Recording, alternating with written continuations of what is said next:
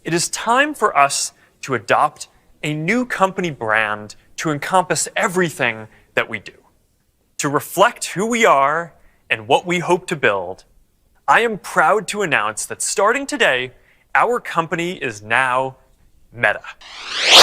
Nah, tadi itu merupakan opening speech dari Mark Zuckerberg ya, seorang pendiri sekaligus CEO dari Facebook ketika mengumumkan bahwa perusahaannya akan berganti nama menjadi Meta.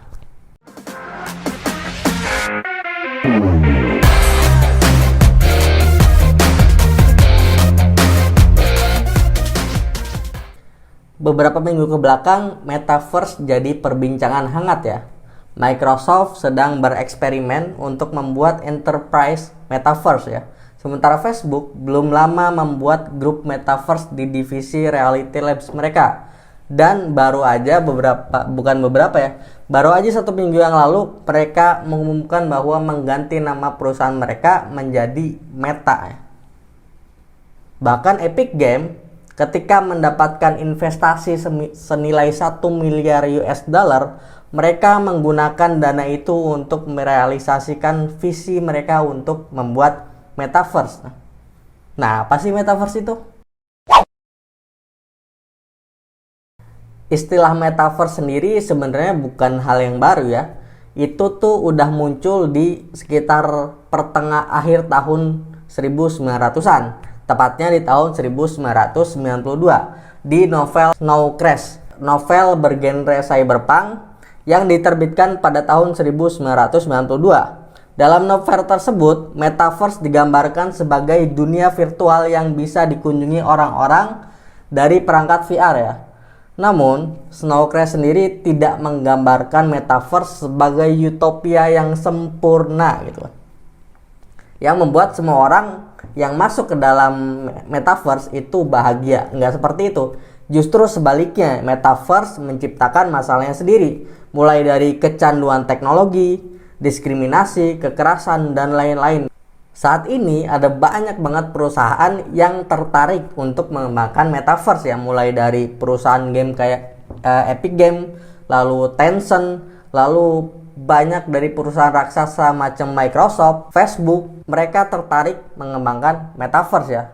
Nah, begitu banyaknya perusahaan yang tertarik dalam Metaverse, dalam pengembangan Metaverse ini, akhirnya definisi Metaverse sendiri pun jadi beragam gitu kan. Banyak versinya. Masing-masing punya pengertian dan definisi Metaverse yang ideal bagi mereka gitu kan. Nah, berikut gua paparin ya beberapa pendapat mengenai Metaverse ini. Nah, menurut CEO Facebook sekaligus pendiri Facebook yaitu Mark Zuckerberg, Metaverse itu merupakan sebuah ruang virtual 3D dalam semesta virtual yang bisa diakses oleh banyak orang secara bersamaan. Lalu ada juga menurut Tim Sweeney yang merupakan CEO dan pendiri Epic Games. Metaverse adalah media sosial 3D yang bisa diakses secara real time ya. Dengan menggunakan media itu, orang-orang akan bisa membuat konten di dunia virtual dan saling berbagi konten tersebut. Para pemain juga akan punya kesempatan sama ya untuk mengubah keadaan sosioekonomi di dunia virtual tersebut. Nah, konsep ini mirip sama film yang berjudul Ready Player One ya. Itu rekomen banget kalau kalian penasaran sama yang namanya Metaverse ya. Nah, itu Metaverse yang menurut CEO sekaligus pendiri Epic Games ya tadi. Sementara itu menurut Peter Warman, CEO Newzoo menganggap Metaverse sebagai tempat yang memungkinkan orang-orang untuk jadi penggemar, pemain sekaligus kreator secara bersamaan ya. Menurutnya, ini akan memaksimalkan engagement yang juga akan mendorong potensi bisnis. Nah, apa aja sih teknologi yang terlibat dalam pengembangan Metaverse ini? Newzoo membagi ekosistem Metaverse ke dalam beberapa kategori. Yang pertama adalah Metaverse Gateway ya, yang merupakan pintu bagi konsumen untuk masuk ke Metaverse ya. Newzoo juga kembali membagi segmen ini menjadi 2 kelompok, ada centralized, ada juga decentralized ya, atau tersebar gitu kan teman-teman. Nah, contoh perusahaan yang menyediakan centralized gateway itu adalah Fortnite, Minecraft, Animal Crossing, dan ada juga GTA Online ya, dan lain sebagainya, banyak lah itu. Sementara untuk contoh platform yang decentralized gateway itu contohnya ada The Sandbox, ada Somnium Space, dan lain lah, banyak macamnya itu. Nah, avatar dan identitas ini menjadi bagian lain daripada metaverse ya. Sesuai namanya, perusahaan yang bergerak di bidang ini biasanya akan menawarkan jasa untuk membuat avatar atau identitas di dunia virtual ya. Contohnya perusahaannya itu ada Avatar SDK, lalu ada The Fabrikan, ada Tavi, bahkan ada salah satu perusahaan Indonesia ya, yaitu Sinta VR ya. Nah, selain gateway dan avatar sekaligus identitas, elemen ketiga dari metaverse adalah user interface ya. Ada banyak perusahaan game dan teknologi yang masuk dalam kategori ini. Contohnya ada Samsung, ada Apple, ada HTC, lalu ada juga Microsoft HoloLens, dan banyak banget lah gitu. Nah, elemen berikutnya itu ada perekonomian ya. Perusahaan yang masuk dalam kategori ini bertanggung jawab atas segala sesuatu yang kaitannya dengan pembayaran. Contohnya ada PayPal, ada WeChat Pay, dan lain-lain ya. Serta transaksi jual beli, ada contohnya OpenSea, ada di Market, atau mungkin nanti Tokopedia bisa masuk kan, kita nggak ada yang tahu kan. Lalu nanti juga kalian akan menemukan perusahaan yang semacam crypto wallet ya, contohnya kayak MetaMask, lalu Fortmatic, dan juga perusahaan yang bergerak di bidang NFT kayak Forte, ada Ultra, ada Medis, dan kawan-kawannya juga. Lalu yang terakhir, elemen sosial juga punya peran penting ya dalam metaverse ya. Karena itu perusahaan-perusahaan media sosial kayak Facebook, Line, Discord, TikTok, dan lain-lain merupakan bagian dari ekosistem metaverse ya. Perusahaan-perusahaan juga membuat game play to earn atau play to collect seperti Delta Time, lalu ada juga Exit Time, juga punya peran tersendiri dalam pengembangan metaverse. Nah, agar metaverse ini bisa berjalan dengan baik, diperlukan infrastruktur yang mumpuni tentunya. Infrastruktur dari metaverse juga disokong oleh banyak perusahaan dari berbagai segmen. Contohnya dari cloud and hosting, lalu ada visualization, terus ada juga decentralized infra, dan lain-lain sebagainya ya. Nah, kalau kita lihat sejarah, sebenarnya metaverse ini udah pernah jadi topik pembicaraan lebih dari 1 dekade yang lalu. Ketika tahun 2006 pernah diadain event namanya Metaverse Roadmap Summit yang pertama ya. Lalu setelah itu 1 tahun kemudian, tahun 2007, organisasi nirlaba yang bernama Accelerating Studies Foundation atau ASF merilis studi tentang Metaverse ya. Studi tersebut membahas tentang masa depan Metaverse menurut prediksi para akademisi, perusahaan game, dan para teknisi geospatial ya. Berdasarkan laporan tersebut, secara garis besar ada 4 skenario yang mungkin terjadi: augmented reality, live logging, virtual world, dan mirror world ya. Saat itu, augmented reality diartikan sebagai teknologi yang imersif yang bisa melacak posisi pengguna secara real time ya, dan otomatis. Sejatinya teknologi ini berfungsi untuk membuat pengguna mendapatkan informasi tentang suatu tempat atau suatu benda secara instan ya. Sementara live logging diartikan sebagai penggunaan teknologi AR yang fokus pada sisi komunikasi, memori, dan observasi dari pengguna.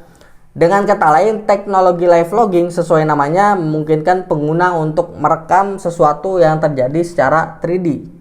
Sementara virtual world merupakan sistem untuk mengadopsi elemen sosial dan ekonomi masyarakat di dunia nyata yang ada sekarang ke dunia virtual. Dan mirror worlds adalah teknologi yang akan menampilkan gambar dari bumi, kayak contohnya Google Earth, tapi dilengkapi dengan informasi yang mendetail ya terkait tempat-tempat yang ditampilkan. Gitu.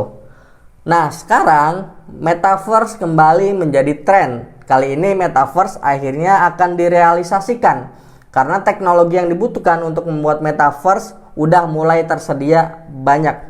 Seperti prosesor perangkat mobile yang mumpuni, lalu konsol game yang mumpuni, terus infrastruktur internet yang super cepat, dan keberadaan headset VR yang makin umum. Serta yang gak kalah penting adalah cryptocurrency. Dan juga perlu kalian tahu juga dan kita sadari, dalam 2 tahun terakhir masyarakat udah mulai terbiasa untuk hidup di dunia online karena pandemi. ya COVID ini kan teman-teman. Industri game dalam 10 tahun terakhir tidak hanya muncul genre dan model bisnis baru.